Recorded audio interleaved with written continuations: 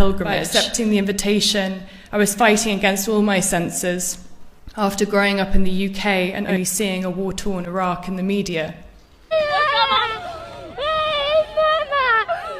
I'd never visited the Middle East, and my family's experience of the Middle East extends to Lebanese wine. I'm a photojournalist. I'd been working for 3 years. I accepted to walk Arba'in as it was the most positive, peaceful story about a misunderstood religion in a country and region that had been historically reported negative. I couldn't help but question how as many as 25 million pilgrims walked to Karbala over the course of 40 days in mourning for a man who died 1,400 years ago, and it wasn't worthy of global attention. And even now, Arba'in is almost unreported in the West. And so there I was at Najaf Airport with a team of Iranian and Iraqi filmmakers preparing to make a documentary on Arba'in. For 3 weeks, we walked Arba'in via the quiet pathways in Hilla, along the Euphrates River, and towards the heart of Karbala via what pilgrims fondly call the highway of love. I was moved by the compassion I personally encountered, and also between pilgrim to pilgrim, many of whom had flown from the US and Asia and UK. I was surprised to meet a woman who worked for HSBC in London.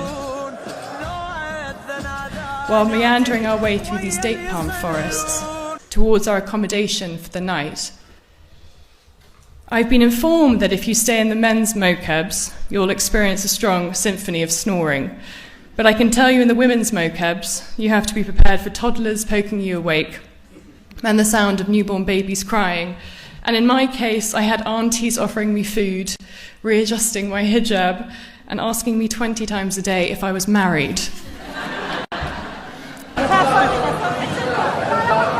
Everyone was there for the same reason, to pay respects to Imam Hussein. And yet we were all on different journeys. While I'm not Muslim, I found the message of Arba'in at an enormously transitional point in my life. And I found many pilgrims had decided to walk Arba'in after losing a loved one or fleeing conflict, those who had waited much of their life to be there in their 80s and 90s. When we reached Imam Hussein's shrine the day before Arba'in, I stood on a rooftop looking out at a stream of pilgrims, and at my colleagues knelt on the floor weeping in the presence of Imam Hussein's shrine. I felt overwhelmed and confused.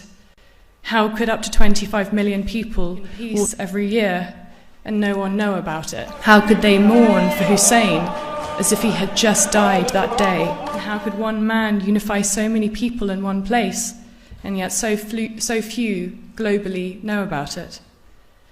This is something I continue to reflect on in Iraq as we finish filming, and when I returned back to the UK. I spent 2018 deeply frustrated by the contrast between my experiences and what the British media spouted. While Arba'in is no doubt a time of deep mourning, there is so much joy to be found too. In the most sensitive and raw of times, we can, as people, be softer than ever, and that is certainly the case for Arba'in. When the men at Heathrow Immigration asked me if I was safe, I told them, very simply, that the very reason they wanted to interview me was the very reason I had gone to Iraq, to show people it's not what they think it is. I opened my laptop and I showed them my photographs, and I showed them these pictures from the pilgrimage.